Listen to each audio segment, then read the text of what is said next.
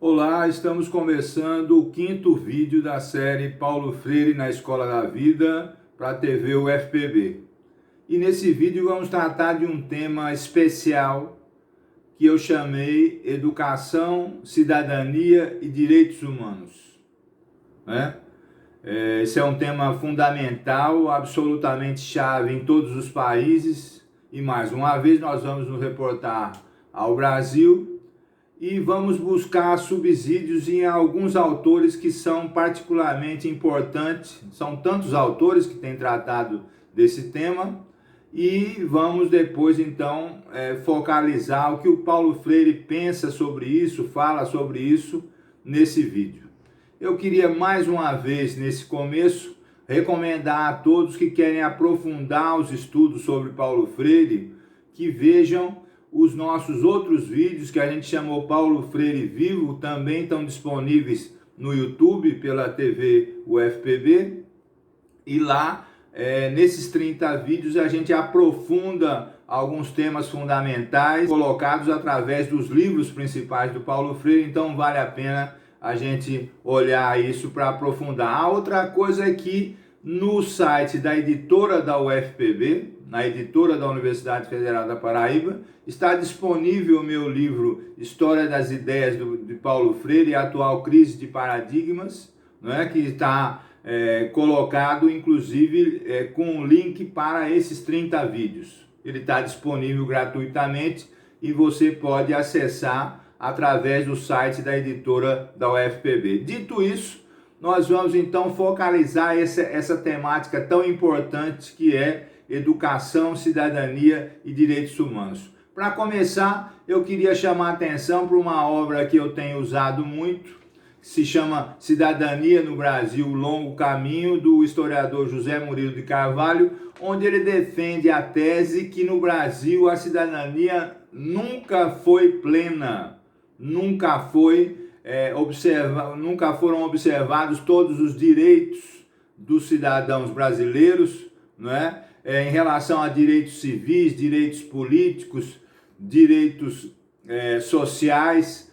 Ele diz que esses direitos nunca foram observados ao mesmo tempo, contemplando uma cidadania total, uma cidadania plena para a maioria da população brasileira. E essa é uma tese importante. Ele diz que em alguns momentos da nossa história, alguns direitos, como os direitos sociais, por exemplo, avançaram, mas em detrimento de direitos políticos, direitos civis, e em outros momentos os direitos políticos e civis também avançaram, mas os direitos sociais não. O que ele diz em resumo é que esses direitos, na sua plenitude, nunca ele enxerga na história do Brasil, e ele traz isso lá de trás, dos séculos passados, chegando até os nossos dias. E isso é muito mais importante focalizar. Por outro lado, ele diz que existe um dos direitos sociais que antecipa outros direitos, que serve de pré-requisito para outros direitos,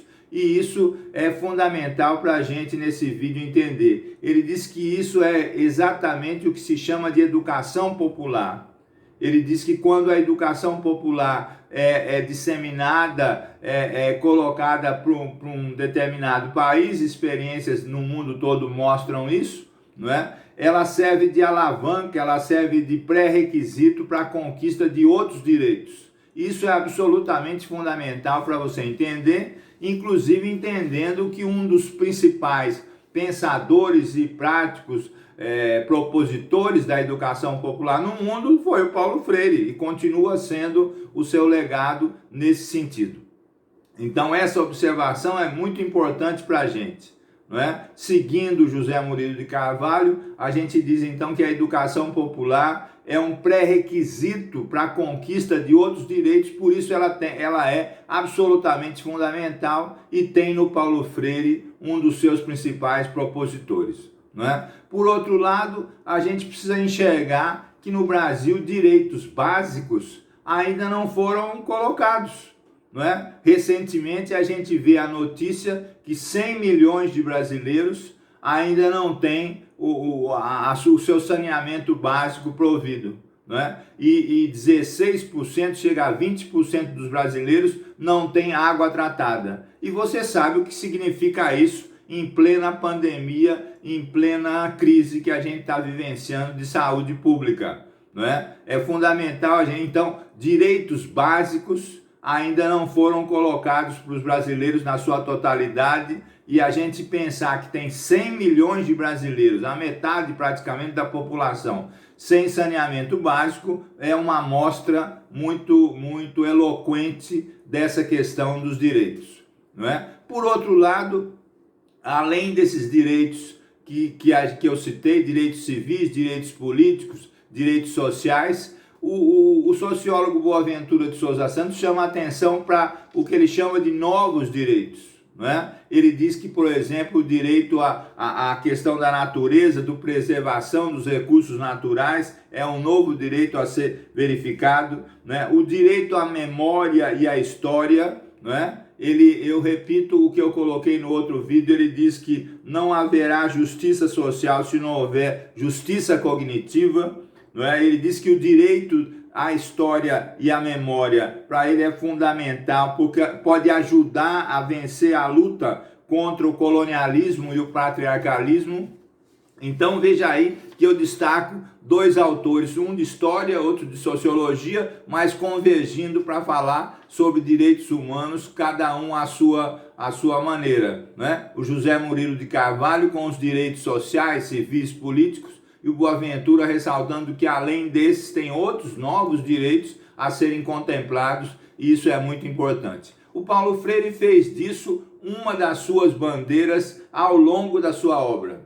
A questão dos direitos, da cidadania, da democracia, você sabe que é um ponto fundamental para a proposta de educação, que é a proposta de pedagogia. Quando ele falava lá de pedagogia do oprimido, essa questão de oprimido, ele já estava denunciando uma questão de ausência de direitos, não é? Como se fossem subcidadãos ou cidadãos em negativo, como eu poderia dizer. Não é? O Paulo Freire sempre chamou a atenção para isso, e a sua obra é uma obra que percorre desde educação como prática da liberdade, veja esse título, não é? Depois pedagogia do oprimido, depois pedagogia da indignação, já mais perto da gente em termos de tempo, né? Pedagogia da solidariedade, da esperança. Todas as pedagogias inspiradas no Paulo Freire ou propostas pelo Paulo Freire têm esse componente fundamental de busca de direitos da educação, a começar da educação, e voltando àquela tese inicial, se a gente pensa em educação popular, a gente pensa num dos direitos sociais que antecipa outros direitos, né? Uma população educada, uma população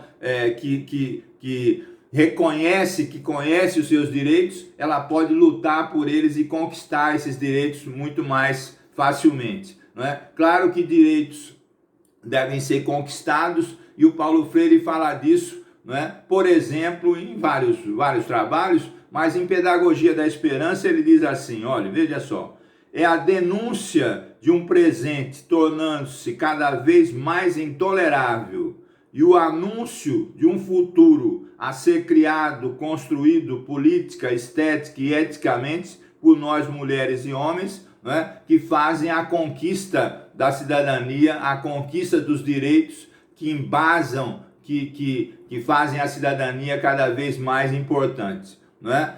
Eu deixo então esses três autores para a gente pensar, lembrando que o Paulo Freire, ao longo da sua obra, tem essa questão dos direitos humanos e da cidadania como ponto principal, quando ele propõe a educação popular, quando ele pensa na pedagogia do oprimido, ele está pensando sempre numa educação e numa pedagogia que favoreçam, não é, as camadas populares, para que elas entendam do que estão vivenciando, reconheçam seus direitos e possam se organizar, batalhar por esses direitos. Né? Eu fico por aqui recomendando mais uma vez que você sempre aprofunde os seus estudos com Paulo Freire, e agradeço mais uma vez por me acompanhar nesse vídeo e convido todos para que assistam o próximo vídeo dessa série que a gente chamou Paulo Freire na Escola da Vida.